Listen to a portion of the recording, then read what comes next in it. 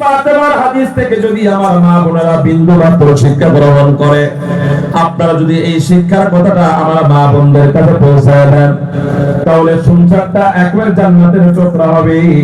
আল্লাহ রাসূল সাল্লাল্লাহু আলাইহি ওয়াসাল্লাম তিনি বলেন, যেই সংসারের ভিতরে নারী জাতি নামাজি, নারী জাতি আমার সুন্নাত মানে আল্লাহর হুকুম মানে, ওই সংসারের ভিতরে জান্নাতের কিছু আলামতের ঘ্রাণ পাওয়া যায়। একবারে জোরে বলা যাবে কি সুবহানাল্লাহ।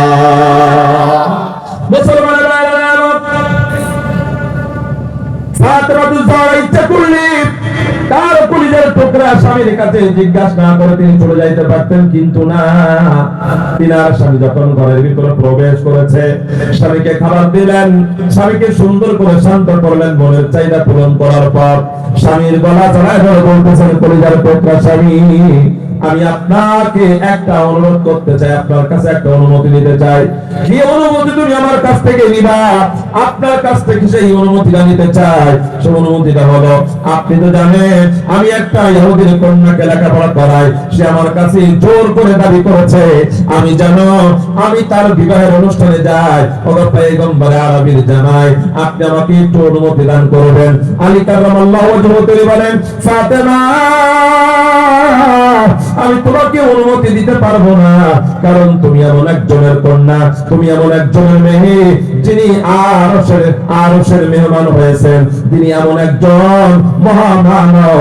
আল্লাহ পাক রব্বুল আলামিন ওই মহামানবকে সাইয়্যিদুল মুরসালিন করেছেন। সুতরাং তোমাকে অনুমতি দেওয়ার কারণে ওই অনুষ্ঠানে যাওয়ার পরে যদি তোমার বিন্দু মাত্র কোনো খারাপ কাজ হয়ে যায়, তোমার যদি কোনো বদনাম হয়ে যায়, তাহলে তোমার নবী, তোমার বাবার বদনাম হবে, আমার কলিজার টুকরা নবীর বদনাম হবে। সুতরাং আমার নবীজির কাছে জিজ্ঞাসা না করে, আমার শ্বশুরের কাছে জিজ্ঞাসা না করে আমি বিন্দু মাত্র তোমাকে অনুমতি দিতে পারবো না। একবার জোরে বলা যাবে কি সুবহানাল্লাহ। ফজরের নামাজে উপস্থিত হয়ে গেলেন, সকালে নামাজে যখন উপস্থিত হয়ে গেলে, সকালে নামাজে উপস্থিত হওয়ার পর ফজরের সালাত আদায় করার পর আপনারা আমার নবীকে দাওয়াত করলেন। এমনি তো আল্লাহ রাসূল সাল্লাল্লাহু আলাইহি ওয়াসাল্লাম প্রতিদিন ফজরের সালাত আদায় করার পর প্রত্যেক স্ত্রীদের সাথে সাক্ষাৎ করতেন, কারণ রাতের বেলা কারোর কোনো ক্ষতি হলো কিনা, কারোর কোনো সমস্যা হলো কিনা, কারোর কোনো ভেজাল হলো কিনা, এই জন্য ফজরের নামাজের পর স্ত্রীদের সাথে সাক্ষাৎ করার পরে ফাতেমা তুজহরার ঘরে গিয়ে সাক্ষাৎ করতেন। আর আজকে যেহেতু দাওয়াত পেয়েছেন, আগে আগে চলে গিয়েছেন, ঘরের বাড়ি থেকে সালাম দিচ্ছেন, আসসালামু আলাইকা ইয়া আহলাল বাইত। যখন সালাম প্রদান করলেন, ঘরের ভিতর থেকে সালাম আসলো, ওয়া আলাইকা সালাম, তাআল ফিল মাকান, ঘরের ভিতরে প্রবেশ করেন। হুজুর ঘরের ভিতরে প্রবেশ করেন। ঘরের ভিতরে যখন প্রবেশ করার কথা বলেছে, আপনারা আমার নবী ঘরের ভিতরে প্রবেশ করলেন, কয়েক জাতীয় নাস্তা দিলেন। ওই নাস্তাগুলা দয়াল নবী খাওয়ার পর আলী কারামাল্লাহু ওয়াজহু আপনারা আমার নবীকে বললেন, পয়গম্বর আরবী, আপনার কাছে একটু অনুমতির জন্য চাচ্ছি। সেই অনুমতিটা হলো, গতকালকে রজনীতে এতটুকু সময় বলেছে, এতটুকু বলেছে, এতটুকু বলার সাথে সাথে আপনার আমার নবী বলে, আলী ওই পর্যন্ত চুপ থাকো, তুমি এবং তোমার স্ত্রীর সাথে যতটুকু কথোপকথন হয়েছে, যতটুকু আলোচনা হয়েছে, এই আলোচনাটুকু আমার রব তিনি এমন ভাবে খুশি হয়েছেন, খুশি হওয়ার মাধ্যমে জিবরাইল আমিনের মাধ্যমে আল্লাহ তাআলা তোমাদেরকে সালাম পাঠিয়েছেন। সুবহানাল্লাহ। আস্তে বলে সুবহানাল্লাহ। কালকে বাড়ি গিয়ে আস্তে বলে সুবহানাল্লাহ বলতে গুনাহ হয়ে যাইতে পারে। গুনাহ হবে নাকি? কোন ভয়ের সম্ভাবনা আছে? সুবহানাল্লাহ বললে তার আমলনামায় জান্নাতের ভিতরে গাছ দান করে দিবেন কে? কে দিবেন? আল্লাহ পাক রব্বুল আলামিন। মুসলমানেরা, আপনার নবী মুহাম্মদ রাসূলুল্লাহ এই খালি দিতে হয় কেন? কিছু তো বড় খালি ওঠানো হয়। আপনার নবী মুহাম্মদ রাসূলুল্লাহ সাল্লাল্লাহু আলাইহি ওয়াসাল্লাম আলীকে বললেন, আলী, বর্তমান সময়ের নারী জাতি তারা মন ইচ্ছা স্বাধীন মতন তারা ঘোরাফেরা করে। কাফের বেঈমানদের মেয়েরা তোমার পিতার কথা শোনে না, স্বামীর কথা শোনে না, ঠিক তেমন একটা সময় ফাতেমা জাহরা স্বামীর অনুমতি না নিয়ে সে ঘরের ভিতর থেকে বাইরে হওয়ার জন্য ইচ্ছা পোষণ করে নাই। এই কারণে আর তোমার কাছে অনুমতি চেয়েছে, আর তুমি বিশ্বনবীকে সম্মান করার কারণে আল্লাহ পাক রব্বুল আলামিন তোমাদের এই দম্পতির উপরে তিনি খুশি হয়ে গেছেন। খুশি হইয়া ওই আরশের মালিক তোমাদেরকে নবীজির মাধ্যমে সালাম জানিয়েছেন। একবার জোরে বলা যাবে কি সুবহানাল্লাহ। মুসলমানেরা আপনার নবী মুহাম্মদ রাসূলুল্লাহ সাল্লাল্লাহু আলাইহি ওয়াসাল্লাম তিনি বলেন, ফাতেমা তোমার ছাত্রীর বিবাহের অনুষ্ঠানে তুমি যেতে পারবে। চারটা শর্ত রয়েছে, জোরে বলেন কয়টা? এই চারটা শর্ত যদি তুমি মেনে নাও তাহলে তুমি তোমার ওই ছাত্রীর অনুষ্ঠানের ভিতরে তুমি যেতে পারবে। আর যদি এই শর্তগুলো তুমি মেনে না নাও, ঘর থেকে একটা কদম ঘরের বাইরে যাওয়ার কোনো অনুমতি নাই। ফাতেমা জাহরা বলে, বাবা কলিজার টুকরা বাবা, আপনি এবং আমার স্বামী যদি অনুমতি না দেয় আমার জীবন চলে যাবে। ফাতেমার একটা কদম এই ঘর থেকে বাইরে হবে না। একবার জোরে বলা যাবে কি সুবহানাল্লাহ। আমাদের স্ত্রী হলে তুই, আমাদের স্ত্রীরা হইলে বলতো তুই অনুমতি দিলে দে, না দিলে গেলাম না। ওই যে শরীফুরের বাসায় রাত 3টার দিকে আসছি মাহফিল শেষ করে, যুবক একটা দিকে থরথর করে কাঁপতেছে। কি হয়েছে বাবা তোমার? কি ভাই কি হয়েছে? বলে হুজুর আমি সারাদিন গার্মেন্টসে কাজ করি, কাজ করে আসার পরে রাত্রে যখন এসে ঘুমাই আমাকে ঘুম পড়ায় ফিরা আমার ওয়াইফ আরো কয়েকজনের সাথে মেসেঞ্জারে সেটিং করে। আমি সেইটা পাওয়ার পরে তার কাছ থেকে মোবাইল নিয়ে নিয়েছি। একটা চড় মারার কারণে আমাকে একবারে 18 তালাক মেরে দিয়েছে। কয়টা? 18টা। আমি তো চিন্তা করলাম বউ 18টা কেন? কিয়ামত পর্যন্ত তালাক মারতে থাকলে ওর তালাক হবে না। কত বলেন ঠিক কিনা? কারণ না ঢিলা কে করে দিয়েছে? আল্লাহ। কে করে দিয়েছে? আল্লাহ পাক রব্বুল আলামিন। কিয়ামত পর্যন্ত যদি মহিলারা তালাক দেয় তালাক হবে নাকি? বাংলাদেশ সরকার যেটা আইন করেছে সেখানে হবে। আল্লাহ হুকুম করলে মদ খাওয়া যাবে না, শফিপুরে মদের ফ্যাক্টরি অনুমতি দিয়ে দিয়েছে। আমি ওইটার বিরুদ্ধে কথা বলার কারণে আমার 2 মাসের বেতন আটকে রাখছে। জ্বালা সব জায়গায়। আল্লাহ তাআলা হুকুম করলেন মদ খাওয়া যাবে না, হারাম। বাংলাদেশ সরকার আইন করে দিল জায়েজ। আল্লাহ তাআলা হুকুম করে দিলেন আয-যানিয়াতু ওয়ায-যানি ফাজলিদু কুল্লাহ, জিনাকর জিনাকারিনী জিনা করলে গলা পর্যন্ত পুঁততে হবে, যদি বিবাহিত হয় পাথর মেরে মেরে মেরে ফেলতে হবে, আর যদি অবিবাহিত হয় 100 দৌড়া মারতে হবে। আল্লাহ তাআলা জিনা করতে নিষেধ করলেন, আর বাংলাদেশ সরকার জিনা করার জন্য ওইদিকে দৌলতদিয়া, এদিকে মানিকগঞ্জ, ওদিকে যশোরে আরো কয়েক জায়গায় পতিতালয় অনুমতি দিয়ে দিল। সেই দেশে করোনা আসবে না, সেই দেশে ভূমিকম্প হবে না, সেই দেশে কি আসমান ফুটো হয়ে রহমত করবে? তোমরা করবা সব জিনা নেশা, তোমরা করবা সব একেবারে আল্লাহর নাজায়েজ কাজ কাম, আর দাবি করবা আল্লাহ সয়বরতা রজনীতে তুমি আমাদের বরকত ঢেলে দাও, তোর মুখে লাথি মারবে আল্লাহ তাআলা। কথা বলেন ঠিক না? তুমি সব আল্লাহর বিরুদ্ধে কাজ করবা।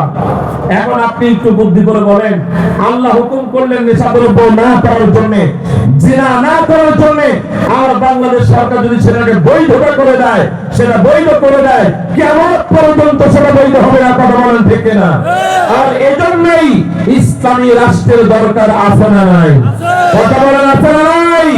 ওই সংসদ ভবনের দেবী কোরআনুল কারীমের আয়াত তেলাওয়াত করে করে যদি আইন পাস করা হয়, আর কালিয়াকৈরের ওসি সাহেব যদি প্রত্যেক এলাকার ভিতরে ঢুকে ঢুকে যদি জুমার নামাজ পড়ায়, 5 ওয়াক্ত নামাজ পড়ায়, আর তার যেই চেলাবেলা পুলিশরা আছে তারাও যদি তার পিছনে নামাজ আদায় করে, এলাকার যেই কর্মচারীরা আর কর্মকর্তা আর যারা আছে তাদের বলা লাগবে না ওযু ছাড়া নামাজে ঢুকে চলে যাও।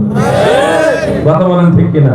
কিন্তু ওইসব জায়গায় যে করা বসে আছে ওই করা আত্মচোর, ওই করা আত্মদুশ্মন। সদরঘাটে এক পুলিশ বলে, হুজুর গাড়ির কাগজপত্র আছে, আমি তো সব আপডেট, কোনো ডিস্টার্ব নাই।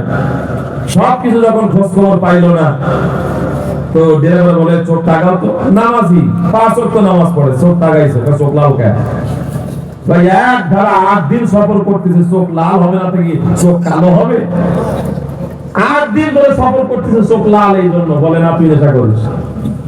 কানে কানে এসে বলতে, হুজুর ওসব কোনো কিছু না, আসলে রাস্তাঘাটে থাকি, আপনি খুশি হয়ে আমাকে কিছু দেন।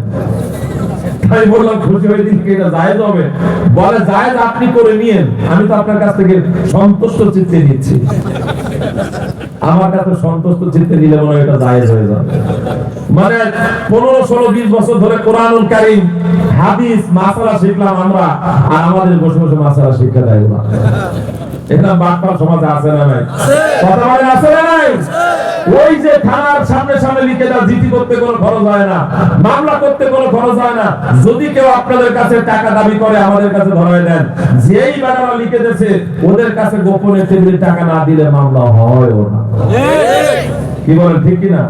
আর নারী নির্যাতন মামলা, শিশু দমন মামলায় যেই সব কোর্ট গুলা এবং ম্যাজিস্ট্রেট গুলা বসায় রাখছে ওই শয়তানরা, অধিকাংশ ম্যাজিস্ট্রেট গুলো সব মহিলা।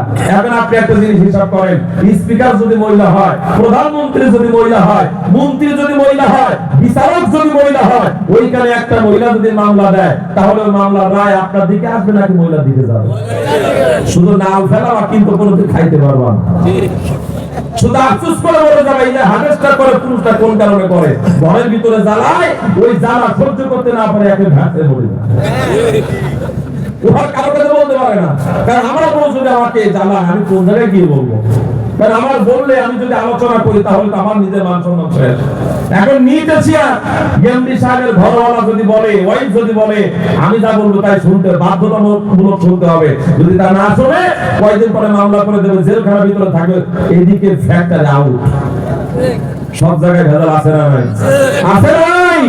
এই জন্য কোরআনের আইন আমাদের সমাজে দরকার আছে না নাই? চিৎকার করে বলেন দরকার আছে না নাই? এটা কোন রাজনীতির কথা যদি আপনি মনে করেন তাহলে রাজনীতির কথা, দলীয় কথা যদি মনে করেন দলীয় কথা। আপনি একটা রিকশাওয়ালার পক্ষে কথা বলবেন, আপনি রিকশাওয়ালা। একজন গার্মেন্টসওয়ালার পক্ষে কথা বলতে পারে, একজন নেশাখোরের পক্ষে কথা বলতে পারে, একজন জেলাখোরের পক্ষে কথা বলতে পারে। ওই যে গত বছর দেখেছিলাম কিছু ওই আপনার কি নাম পতিতলাওয়ালারা সংবাদ সম্মেলন করে তারাও দাবি জানায় তাদের পক্ষে। আমার আলেমের পক্ষে, আমি একজন আলেমের পক্ষে কথা বলতে পারবো না, আমি একজন আলেম ইসলামের পক্ষে কথা বলতে পারবো না, কোরআনের পক্ষে কথা বলতে পারবো না। এই কথা বলার নিষেধ তোমাকে অধিকার দিয়েছে, কথা বলেন দেখে। আমি আমার ইসলামের পক্ষে কথা বলবো, তুই বলতে দিবি না, তোর বলতে দিতে হবে। কারণ বাংলার জমিটা তোদের কাছে আমরা বন্ধক রাখি নাই। এই বাংলার জমির আমরা সন্তান, আমরা বাংলার জমিনের নাগরিক। সুতরাং আমাদের সাথে মাস্তানি করতে আসলে না ফিরে যেতে দেবো না। মুসলমানের ভাইরা আমার, আপনারা নবী মুহাম্মদ রাসূলুল্লাহ সাল্লাল্লাহু আলাইহি ওয়াসাল্লাম চারটা কর্মসূচি তার কন্যাকে দান করলেন। ফাতেমা, এই চারটা শর্ত যদি তুমি মেনে নিতে পারো তাহলে আমি তোমাকে যাওয়ার জন্য অনুমতি প্রদান করব। ফাতেমা বললেন, পয়গম্বর, আমি আল্লাহকে ভয় করি, আর আল্লাহকে ভয় করার কারণে আমার বাবাকে আমি নবী হিসাবে মেনে নিয়েছি। আমি আল্লাহকে ভয় করার কারণে আমি আল্লাহর কদমে সিজদা করি। আমি আল্লাহকে ভয় করার কারণে আমার স্বামীর কাছে আমি অনুমতি চেয়েছি। আমি আল্লাহকে ভয় করার কারণে আমার স্বামী আল্লাহকে ভয় করার কারণে আপনার কাছে অনুমতি প্রদান করেছেন, আপনার কাছে অনুমতি চেয়েছেন। যদি আমরা আল্লাহকে ভয় না করতাম তাহলে এত কিছুই করতাম না। ও পয়গম্বর আরবি, আমি আপনার কাছে জানতে চাই ওই চারটা শর্ত কি? ওই চারটা শর্ত মেনে যদি সম্ভব হয় আমি সেইখানে যাব, আর যদি সম্ভব না হয় আমি সেইখানে যাব না। একবার জোরে বলা যাবে কি সুবহানাল্লাহ? এক নাম্বার শর্ত হইল, তুমি যখন ঘর থেকে বের হয়ে যাবে অবশ্যই তোমার মাথার উপর দিয়ে একটা কালো হিজাব ফেলে দিবে। এই কালো হিজাবটা তুমি ফেলে দিবে। ওই কালো বরকার ভিতরে 80 বছরের বুড়ি নাকি 18 বছরের কুমারী মেয়ে কোনো আলামত থাকবে না, বোঝার মতন কোনো আলামত থাকবে না। মুসলমানেরা, কিন্তু আজকের সমাজে আমার মা বোনেরা সেই বরকা পরে ওইটা বরকা জাত না, ওই বরকা পরার কারণে ভণ্ড শরীফুদ্দিনদের মাথা খারাপ হয়ে গেছে। কথা বলেন ঠিক কিনা? বলে বরকা পরা মেয়ে পাগল করেছে, যেটা বরকা পরে না ওইটা পাগল করলো না, যেটা বরকা পরেছে ওইটা পাগল করলো। কারণ আপনার আমার ঘরের স্ত্রী, আপনার আমার কন্যা, তারা যে স্বাভাবিক জামা পরে, স্বাভাবিক পোশাক পরে, আগে ছিল 3 পিস, তারপরে আসলো 2 পিস, এখন আসছে 1 পিস, কিছুদিন পরে থাকবে না 9 পিস। ওই আমেরিকার মতো ল্যাংটাই ঘোরাফেরা করবে। ওই স্বৈরাচাররা যদি আমাদের নেতৃত্ব দেয় আমেরিকার মতন ঘুরবে। কথা বলেন ঠিক কিনা? বলে আমার ছেলের বউ কাফের মুশরিক না, আহলে কিতাব। মানে আহলে কিতাব কাকে বলে আর খ্রিস্টান কাকে বলে সেইটাও জানে না। লাকুম দীনুকুম ওয়ালিয়া দীন, ধর্ম যার যার, উৎসব সবার। তার মানে তারা বুঝাইতে চায় বউ যার যার, আনন্দ সবার। এটা কেউ মেনে নিবে না? কেউ মেনে নিবে? কোন পাগলও তো মানবে না। যদি কোন পাগল না মানে দোকান যার যার, অধিকার সবার সবার, যদি এইটা কেউ না মেনে নেয় তাহলে ধর্ম যার যার, উৎসব সবার, এইটা একটা ভণ্ডামি কথা। কথা বলেন ঠিক না বেটি? আল্লাহর কোরআনকে ব্যঙ্গ করা হয়, আল্লাহর কোরআন নিয়ে ঠাট্টা মস্করি করা হয়, আল্লাহর কোরআন নিয়ে তাচ্ছিল্য করা হয়। সুতরাং যারা আল্লাহর কোরআন নিয়ে তাচ্ছিল্য করেছে, আল্লাহ এই জমিনে ওই সব তালেম স্বৈরাচারীদেরকে আমরা দেখতে চাই না। কথা বলেন ঠিক না? আমরা ঘুরে ফিরে শুধু নারীর আঁচল ছাড়া খুঁজে পাই না। যেখানে যাই সেখানে নারীর আঁচল। ওই যে ডোনাল্ড ট্রাম্প যে নির্বাচন হলো, কবলা না অবলা, এই মহিলা নির্বাচন করেছিল, তার ফিল কিন্তু ভালো ছিল। কিন্তু যে আমেরিকা তার রাষ্ট্রের শুরু থেকে আজ পর্যন্ত কোন মহিলাকে আজ পর্যন্ত প্রধানমন্ত্রী বানায় নাই। অথচ নারীর সমান অধিকার, নারীর সমান অধিকার, এই স্লোগান কিন্তু আমেরিকার বুক থেকে উত্তীর্ণ হয়েছে। কথা বলেন ঠিক কিনা? কিন্তু তারা নারী নেতৃত্ব চায় না। অথচ তাদের সেই স্লোগান শুনে আমরা নারী নেতৃত্ব করে পাগল হয়ে যাই।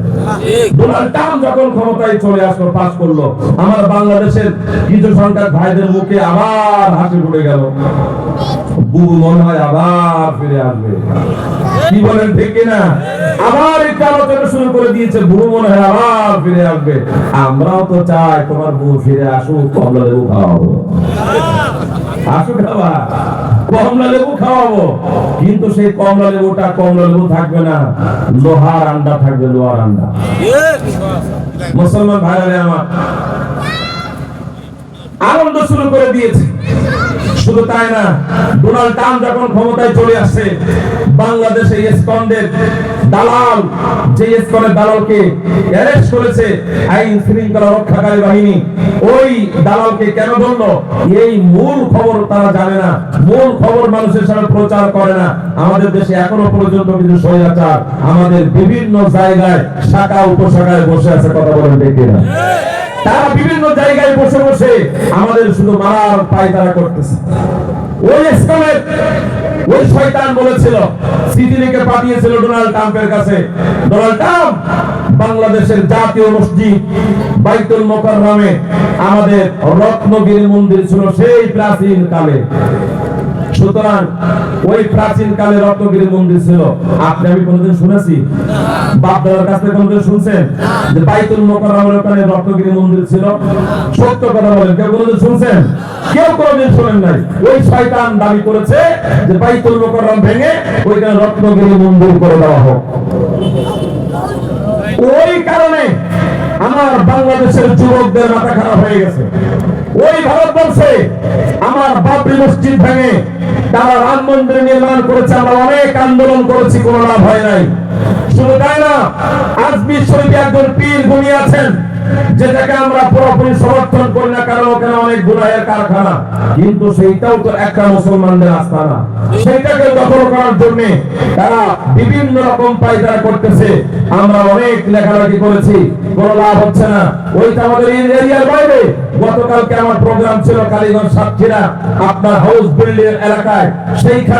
সেইখানে কথা বললে ভারত শুনতে পায়। আমি সেখানেও বলেছি, আজকে বলতেছি, সুরাত ইসলাম এবং হিন্দু সম্প্রদায়। আমি গত বছর এই মাহফিলে, এই মাঠে ঠিক ওই ইসলামদের ব্যাপারে কথা বলেছিলাম। আমি ওই কথাগুলো বলার কারণে এই সমাজের এক শ্রেণীর নেতা কর্মীরা আমাকে ফোন করে হুমকি দিয়েছিল, আপনি হিন্দুদের বিরুদ্ধে এত কেন বলেন? হিন্দুদের বিরুদ্ধে এই কারণে বলি, ওই হিন্দুরা বাংলাদেশে বসে বসে ভারতের দালালি করে, আর আপনি মুসলমানের সন্তান হওয়ার পরে মুসলমানদের পক্ষে কথা না বলে, মুসলমানদের মায়া মহব্বত না দেখিয়ে আপনি হিন্দুদের মহব্বত দেখান কেন? আমার তো মাঝে মাঝে বলতে মনে চায়, মনে হয় আপনার শরীরের ভিতরে দাদা বাবুদের রক্ত রয়েছে। আমার তো মনে হয় আপনার শরীরে আবু জাহেলের রক্ত রয়েছে। যদি তাই না থাকবে, মুসলমানদের প্রতি আপনার মহব্বত আসে না, দাদা বাবুদের প্রতি আপনার এত মহব্বত কেন? এই জাতি জানতে চায়, কথা বলেন ঠিক কিনা? সম্মানিত হাজিরিন, আমরা কথা ভুলে যাই না, আমাদের মাথায় কথা ঠিক মতন থাকে। এই মাঠে ইসকনের বিরুদ্ধে কথা বলার কারণে আমাকে বিভিন্ন প্রকারে হুমকি দেওয়া হয়েছিল। তোমাদের সে হুমকি আমরা থুতু দিয়ে ওই ভারতে নিক্ষেপ করে দিয়েছি। তোমাদের হুমকি আমাদের পায়ের নিচেও লাগে না, কারণ মুসলমান জীবন দিতে শিখেছে। আর যেই জাতি রক্ত দিতে শিখেছে, সেই জাতির কদম পেছনে যায় না, রক্ত দিবে সামনে যাবে, জীবন দিবে সামনে যাবে। আল্লাহর জমিনে আল্লাহর রাজ কায়েম না করা পর্যন্ত মার ছাড়া হবে না, মার ছাড়া হবে না। কারা কারা যে আছেন হাত তুলে আল্লাহকে দেখায় না।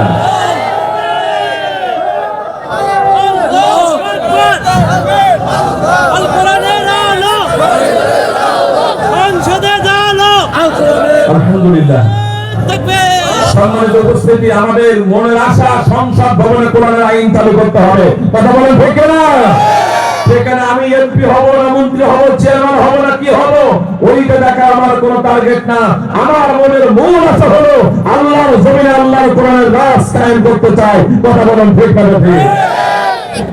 মুসলমান ভাইরা আমার, এই কারণে ইসকনের নেতাকে অ্যারেস্ট করে নিয়ে যাওয়া হয়েছে, দেশের অন্য কোন রাজনৈতিক পলিটিক্সের কারণে নয়।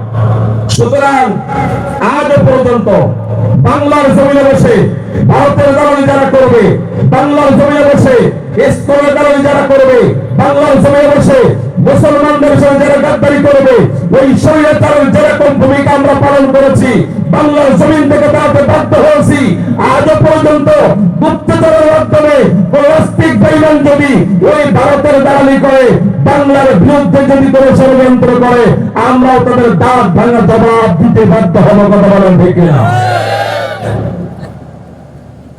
মুসলমান পয়গম্বর আরবি 4টা কর্মসূচি দিলেন, 4টা শর্ত দিলেন। 1 নম্বর শর্ত হলো ঘর থেকে যখন বাইর হইবা কালো একটা পর্দা করে বাইর হয়ে যাবা।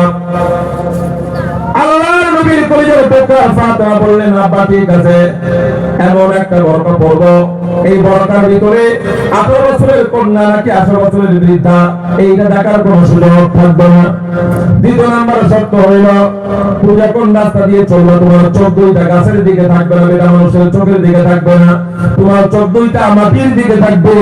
3 নম্বর শর্ত হইল তুমি যে অনুষ্ঠানের ভিতরে প্রবেশ করবা, ওই অনুষ্ঠানের ভিতরে প্রবেশ করার পর সেইখানে তুমি লক্ষ্য করে দেখবা কাফের বেঈমানদের স্ত্রীরা সেইখানে আছে, তাদের কন্যা সেইখানে আছে, কারোর কোনো পর্দা থাকবে না, কারোর কোনো হিজাব থাকবে না। শুধুমাত্র তোমার হিজাব থাকার কারণে তোমাকে নিয়ে তারা এরকি করবে, ঠাট্টা করবে, নমস্কার করতেই পারে। সুতরাং তাদের সাথে তর্কের ভিতরে লিপ্ত হবে না। ওয়াইবাদুর রহমানিল্লাযীনা ইয়ামশুনা আলাল আরদি হাওনা ওয়া ইযা খাতাবাহুমুল জাহিলুনা ক্বালু সালামা, শান্তিপূর্ণ কথা বলবে, তাদের সাথে তর্কের ভিতরে লিপ্ত হবে না। 4 নম্বর শর্ত হলো যদি তোমার কোনো কিছুর প্রয়োজন হয়, দুনিয়ার কোনো মানুষের কাছে চাইবা না, আল্লাহর কাছে চাইবা। একটু জোরে বলা যাবে কি সুবহানাল্লাহ? নবীদের কলিজার টুকরা কন্যা ফাতেমা তুজারা ঘর থেকে যেদিন বাইরে হইলেন, সুন্দর করে হিজাব পরলেন, চোখ 2টা মাটির দিকে দিয়ে সুন্দর করে স্টেজের ভিতরে যখন প্রবেশ করলেন, গিয়ে লক্ষ্য করলেন ওইখানে অধিকাংশ সব ইহুদিদের মেয়েরা, ইহুদিদের কাফের বেঈমানদের স্ত্রীরা। যখন ফাতেমা প্রবেশ করেছে, দুর্গন্ধ এই সমাজে চলে না, বিভিন্ন রকম কথা বলে বলে তাকে পূর্ণ করতেছে, তাকে নমস্কার করতেছে। তার ছাত্রী বলল, হে আরব আমিরাতের মক্কা নগরী কাফের বেঈমানদের মেয়েরা, আমার শিক্ষিকার সাথে যদি তোমরা এইরকম ভাবে হাসি ঠাট্টা নমস্কার করো, তাহলে তোমাদের কিন্তু এইখান থেকে আমরা বাহির করে দিতে বাধ্য হব। শেফা শরীফের হাদিসের কিতাবের ভিতরে আছে, আর শেফা শরীফ লিখেছেন আল্লামা কাজী আয়ার রাহমাতুল্লাহি আলাইহি, শেফা শরীফের হাদিসের কিতাবের ভিতরে আছে, যখন এইরকম ভাবে বলে ফেললো কাফের বেঈমানদের স্ত্রী এবং মেয়েরা বলল, আমাদের থেকে কি এই জংলাটে মহিলাটা তোমার কাছে দাম বেশি নাকি? বলে হ্যাঁ, তোমাদের থেকে এই জংলাটে মেয়ের দাম আমার কাছে অনেক বেশি। সুবহানাল্লাহ বলেন। কোন কারণে তোমার কাছে এত দাম? কোন কারণে তোমার কাছে এত মূল্য? বলে কয়েকটা কারণে আমার কাছে মূল্য। কারণ তিনি আমার শিক্ষিকা ফাতেমাতুজ জাহরা। তার হাতগুলো তুলে তুলে কাফের বেঈমানদের স্ত্রীরা বলতে থাকে, আমাদের হাতে কত সোনা, আমাদের হাতে কত মুক্তা, আমাদের শরীরে কত দামি দামি জামা কাপড়, কিন্তু ওই ফাতেমার কাছে এমন তেমন কোনো কিছু নাই। ফাতেমাতুজ জাহরা বললেন, এক কলিজার টুকরা ছাত্রী, এই স্টেজের কোনায় আমার 2 রাকাত নামাজ পড়ার মতো একটা ব্যবস্থা করে দাও। 2 রাকাত নামাজ আদায় করলেন। 2 রাকাত নামাজ আদায় করার পর ফাতেমাতুজ জাহরা রাদিয়াল্লাহু তাআলা আনহা আল্লাহর কাছে হাত তুলে দিয়ে বললেন, নবী, আয় আল্লাহ, আমি দুনিয়ার কোন মানুষকে ভয় করি না, দুনিয়ার কোন মানুষের ত্যাগ ভয় করি না, আয় আল্লাহ, দুনিয়ার কোন মানুষকে পরোয়া করি না।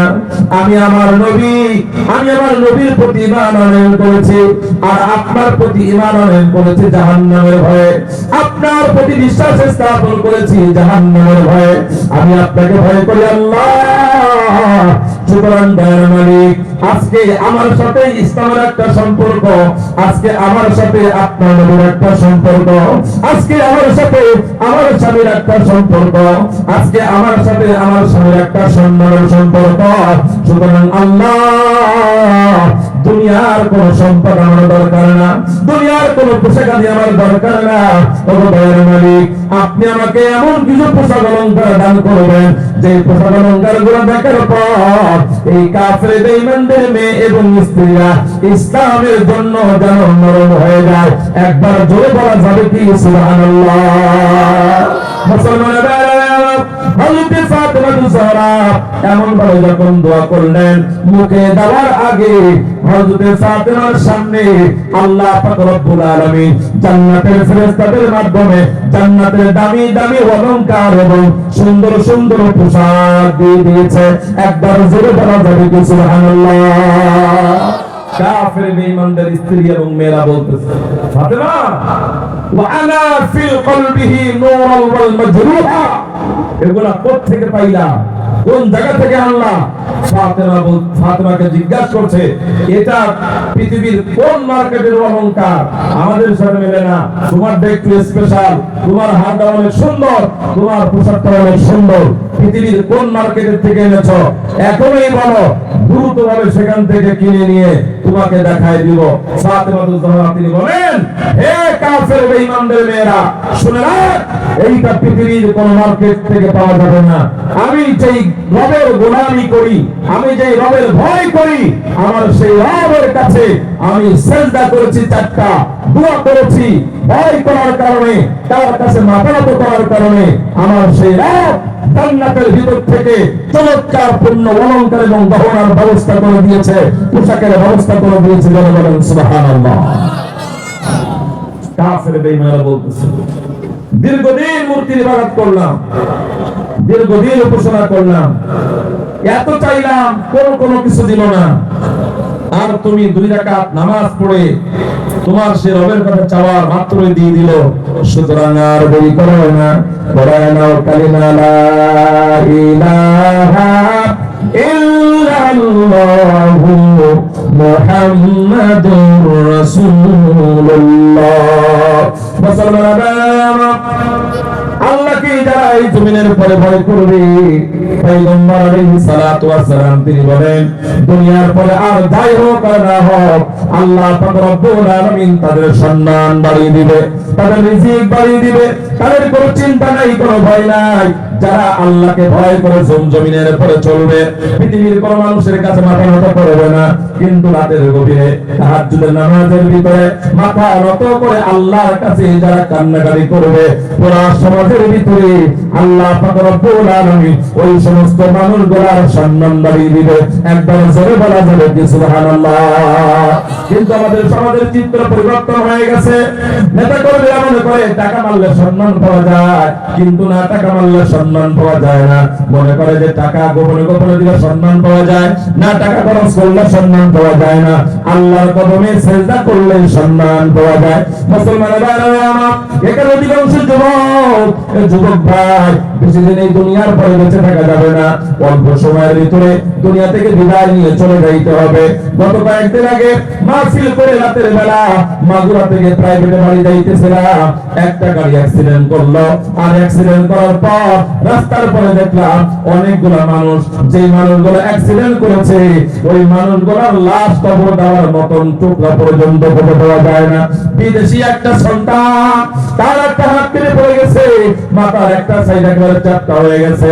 আমরা গাড়িটা দেখে ওই সন্তানকে নিয়ে দ্রুতভাবে বললাম, দ্রুতভাবে ক্লিনিকের ভিতরে চলে যাও, হসপিটালের দিকে চলে যাও।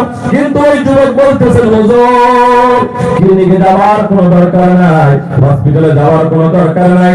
আমার মনের বিশ্বাস, আমার শরীর থেকে যতগুলা রক্ত ঝরেছে আর আমার মাথা যতটুকু চাপটা হয়ে গেছে, ক্ষত হয়ে গেছে, আমি আর দুনিয়ার পরে বাঁচবো না, দুনিয়া থেকে বিদায় নিয়ে মাটির কবরে চলে যাবো। খুলনা জেলার ডুমুরিয়া অমুক জায়গায় আমার বাড়ি।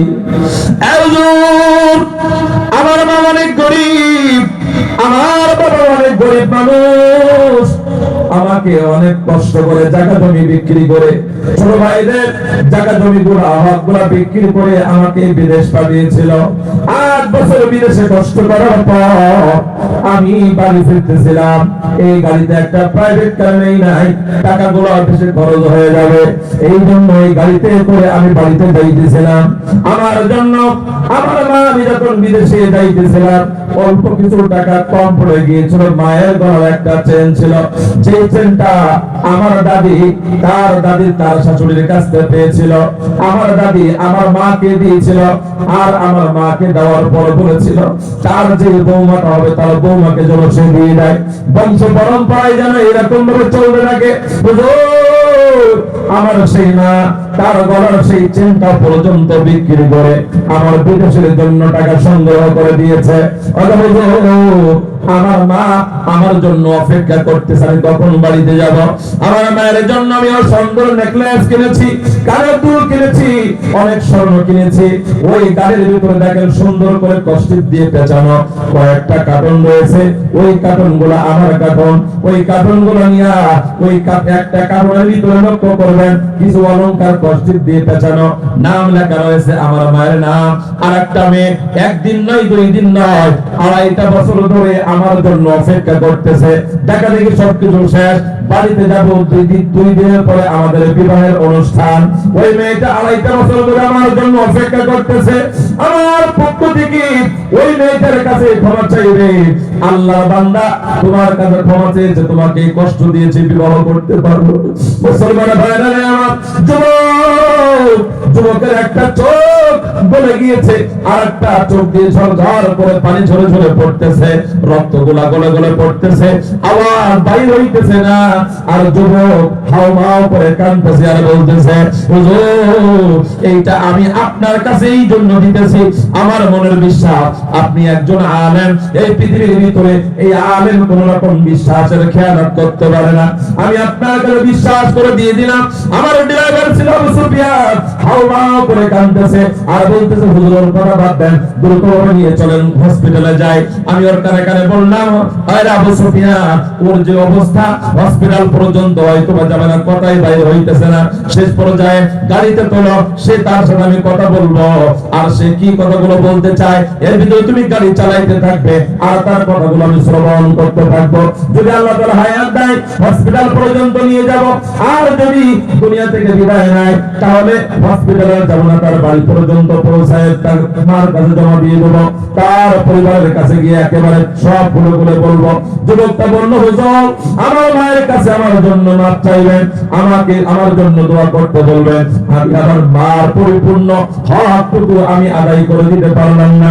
মুসলমানেরা, এই যুবক ভাই ওই মাটির কবর তোমাকে যেতে হবে। ওই মাটির কবর কিন্তু তোমাকে আমাকে কোনো সময়ের জন্য মাফ করবে না। মাটির কবর কার কখন কোন সময় প্রস্তুত হয়ে যায় কারণ কোনো জানা নাই। ওই যুবক মায়ের কথা বলতে বলতে আমাকে বলল, আপনার একটা হাত আমার কাছে দেন। গাড়ির সিটগুলো রক্তে একবারে লাল হয়ে যাইতেছে। যুবকের হাতটা আমার হাতটা যুবকের হাতে নিয়ে কালেমা পড়তে পড়তে যুবক দুনিয়া থেকে বিদায় নিয়ে যখন চলে গেল, আমি বললাম, ভাই আবু সুফিয়ান আর হসপিটালের দিকে যাও না। ভাই আবু সুফিয়ান হসপিটালের দিকে যাও না, হসপিটালের দিকে যায় না, জলদি করে চলে যাও খুলনা ডুমুরিয়া। আল্লাহর বান্দা দুনিয়া থেকে বিদায় নিয়ে চলে গেছে। যখন আমরা সকাল ফজরের কিছুক্ষণ আগে আগে যখন দ্রুতভাবে গাড়ি চালাইয়া ওই বাড়ির সামনে গেলাম, আল্লাহু আকবার, বাড়ির ভিতরে থেকে তার বাবা ঘুমায় নাই, ছোট ভাইরা ঘুমায় নাই। মা গাড়ির লাইটে ওই আলো পাইয়া ঘরের ভিতর থেকে দৌড় মেরে বাবা বাবা বলতে বলতে দৌড় মেরে চলে আসছে। চোখের পানি ধরে রাখা যায় না। মাকে বললাম, মা আপনার বিদেশের সন্তান আপনার জন্য অলংকার নিয়ে আসছে, তার স্ত্রীর জন্য অলংকার নিয়ে আসছে, বাবার জন্য চমৎকার পণ্য প্রেসার মাপার মেশিন নিয়ে আসছে, ছোট ভাইটার জন্য মোবাইল নিয়ে আসছে, ল্যাপটপ নিয়ে আসছে, কিন্তু আপনার কলিজার টুকরা সন্তান একটু পরে আসবে, এই সবগুলো আপনি একটু গ্রহণ করেন। মা বলতেছেন, কেন হুজুর আপনি কে? আমি বললাম, আমি এইরকম ভাবে আসতেছিলাম, আপনার সন্তান গাড়িতে আছে, তাকে রিসিভ করে নিয়ে আসতে হবে নতুন জামাই। ওই নতুন জামাইকে স্বাভাবিক ভাবে নেওয়া যাবে না। মাকে কোনো কিছু না বলে যখন ঘরের ভিতরে নিয়ে গেলাম, মায়ের গলায় যখন নেকলেস দিলাম, মায়ের কানের ভিতরে যখন কানের দুল দিয়ে দিলাম, মা চোখের পানি ছেড়ে ছেড়ে বলতেছে, হুজুর আপনার বাপ বলতে ভালো লাগতেছে না, আমার কলিজার টুকরা আব্দুর রহমান কোথায়? আমার কলিজার টুকরা আব্দুর রহমান কই? এই কথা বলিয়া ঘর থেকে একটা লাফ মাইরা গাড়ির সাইডে যখন গেল, গাড়ি থেকে টপ টপ টপ টপ করে রক্তগুলা জমিনের উপর পড়তেছে। গাড়ির দরজা খুলতে পারে না। গ্লাসের ভিতর থেকে যখন দেখে সন্তান বেহুশ ওইখানে একেবারে অটোমেটিক গাড়ির ভিতরে শুয়ে আছে, ওই কথা ও একেবারে দুইটা চোখে দেখার সাথে সাথে আমরা মনে করলাম মা বেহুশ হয়ে পড়ে গেছে, কিন্তু না, সন্তানের মৃত্যুর ওই দৃশ্য দেখে মা সহ্য করতে না পেরে হারেস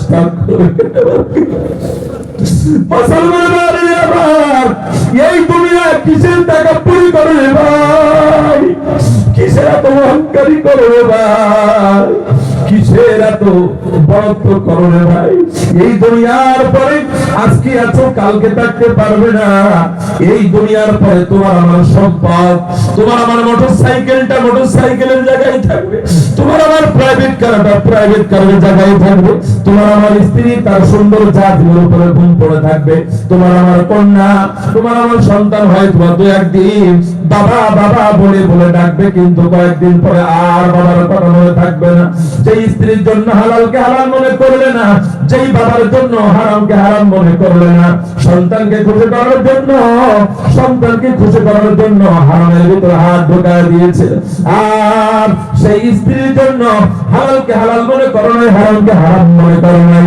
ওরা মুসলমান ভাই হঠাৎ করে ইন্তেকাল করলে এই মাহফিল থেকে বাসায় পৌঁছানো পর্যন্ত যদি হঠাৎ করে ইন্তেকাল করো, ওই বাসার ভিতরে আর তুলবে না।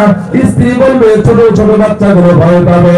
স্ত্রীর সময় থাকলে বয়স থাকলে হয়তো অন্য কারোর সাথে বিবাহের ভিতরে আবদ্ধ হয়ে যাবে। মা বোনেরা যদি ইন্তেকাল করে, হয়তো বা পুরুষ যুবক আর একজন স্ত্রীকে ঘরে আনবে, বলবে সন্তানদের লালন পালন করতে হবে।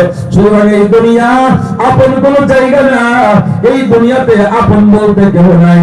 যদি আপন বলতে কাউকে মনে করো, দয়াল নবীকে মনে করো, তোমার আমার আল্লাহকে মনে করো, ওই আল্লাহকে হাজির নাজির জানিয়া, আল্লাহকে ভয় করিয়া এই জমিনের পরে যদি তুমি আমি চলতে পারি, আল্লাহকে ভয় করে যদি রাতের গভীরে সেজদা করতে পারি, আল্লাহর উপাসনা উপকরণ করতে পারি, আল্লাহর হুকুম পালন করতে পারি, পয়গম্বর আরবি তিনি বলেন, ঈমান নিয়ে যদি মাটির কবরে আসতে পারো, খাস করে তওবা করে যদি মাটির কবরে আসতে পারো, ওয়ারাতিল মিনাল কুরআনি ওয়াসাব্বাবা মিনাল আহসানি তাওবাতান নাসুহা, খাস করে যদি তওবা করে মাটির কবরে আসতে পারো, চোখ দুইটা বন্ধ করবে, আল্লাহ তাআলা জান্নাতের জান্নাতের ভিতরে ঢুকায় দিবে।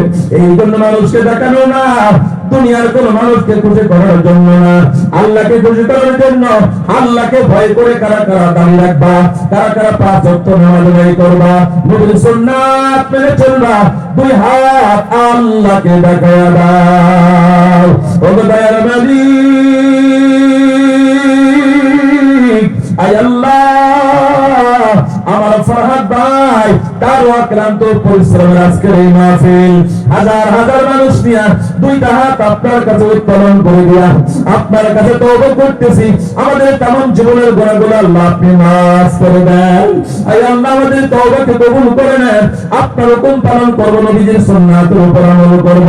দয়াময় মালিক, আপনি আমাদের সকলকে তৌফিক দান করেন, সকলে বলেন আমিন। ওয়া আখিরু দাওয়ানা আলহামদুলিল্লাহি রাব্বিল আলামিন।